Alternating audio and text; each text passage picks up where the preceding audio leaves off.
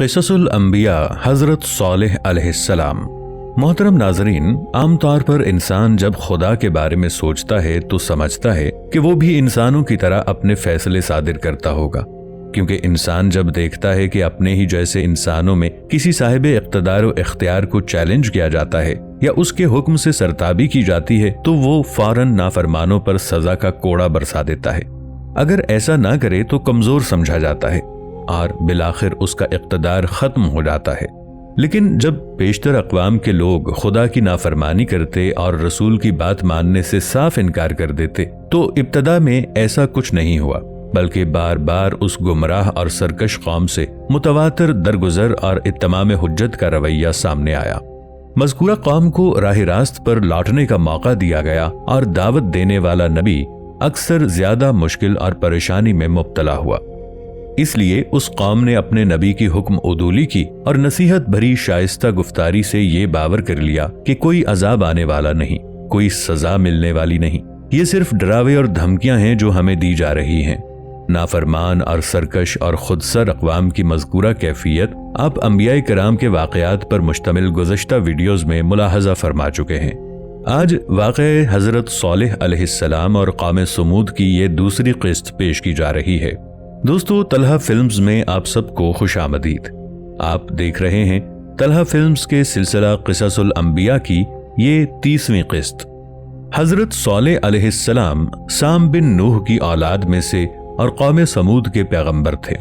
قرآن میں حضرت نوح علیہ السلام اور حضرت ہود علیہ السلام کے بعد ان کا تذکرہ ہوا ہے۔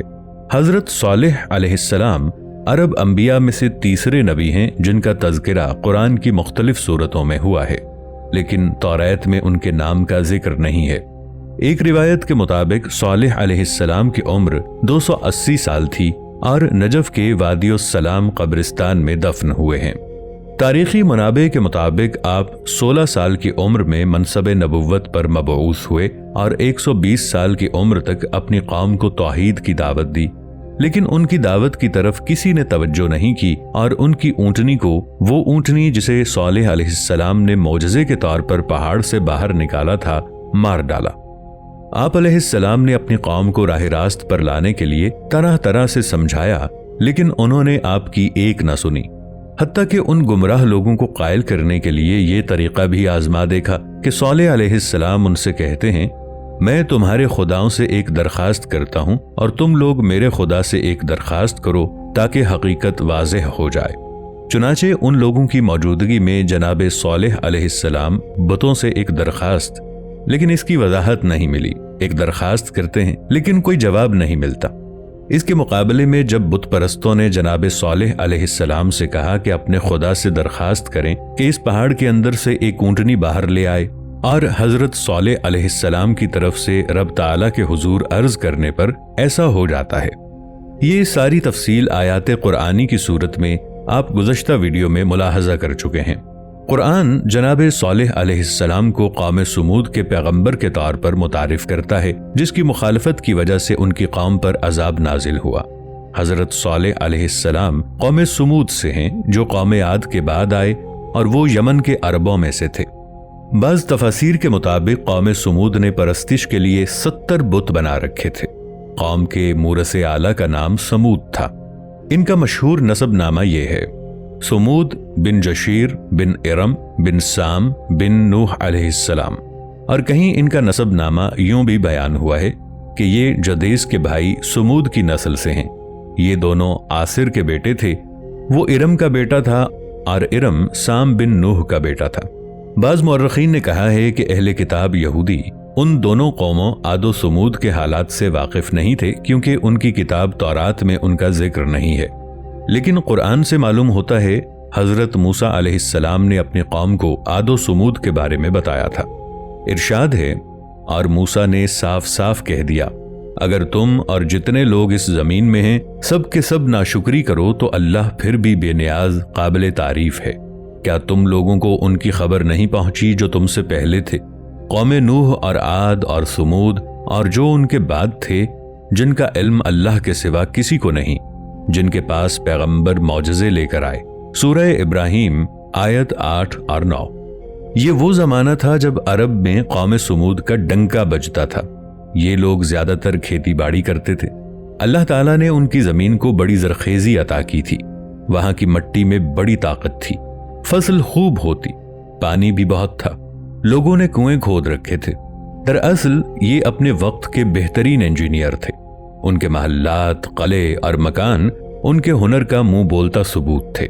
میدانوں میں بڑے بڑے محل تو ہر زمانے میں بنائے جاتے ہیں، لیکن قوم سمود کا حیران کن ہنر پہاڑ تراشنا تھا۔ کہتے ہیں اس زمانے میں لوگ طویل العمر ہوتے تھے کہ مٹی سے گھر بناتے تو ان کی زندگی ہی میں وہ گھر گر جاتے، اس لیے ان لوگوں نے پہاڑ تراش کر گھر بنانے شروع کر دیے جو نہایت مضبوطی کے باعث نسلوں تک قائم رہتے۔ یہ لوگ کسی مناسب پہاڑ کا انتخاب کرتے، پھر اسے تراشنا شروع کر دیتے، یہاں تک کہ پہاڑ میں مکان بنا ڈالتے۔ یہ مکان غار نما ہرگز نہیں تھے، بلکہ ان میں ہوا اور روشنی کا مناسب انتظام ہوتا۔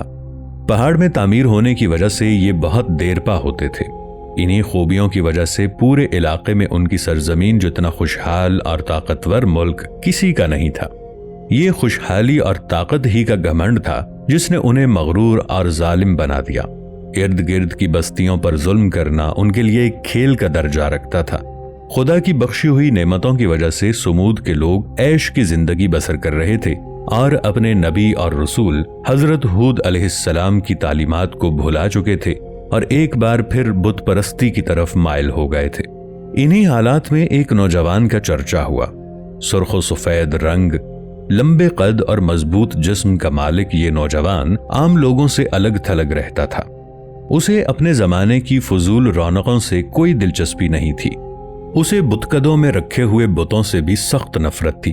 لوگ اس کی زبان سے بتوں کے متعلق نفرت کے کلمات کئی دفعہ سن چکے تھے، لیکن اس کی شرافت اور دیانت کی وجہ سے اسے کچھ نہیں کہتے تھے۔ اس نوجوان کا نام صالح علیہ السلام تھا، ایک معزز قبیلے کا باوقار شخص جسے بعد میں اللہ نے اپنا نبی بنایا۔ آپ علیہ السلام کا نسب نامہ یوں ہے: صالح بن عبید بن حادر بن ثمود بن عاثر بن ارم بن سام بن نوح علیہ السلام۔ اللہ تبارک و تعالی نے حضرت صالح علیہ السلام کی طرف وحی نازل فرمائی اور انہیں قوم سمود کی ہدایت اور رہبری کی ذمہ داری سونپی۔ حضرت صالح علیہ السلام نے شہر کے بڑے بڑے لوگوں اور سرداروں کو دعوت دی۔ جب وہ کھانے وغیرہ سے فارغ ہوئے تو اس کے بعد آپ علیہ السلام نے ان لوگوں کی آمد کا شکریہ ادا کیا اور انہیں بلانے کا مقصد بیان کرتے ہوئے فرمایا: اے لوگو، آج میں نے تمہیں وہ باتیں یاد کرانے کے لیے بلایا ہے جن کو تم بھول چکے ہو۔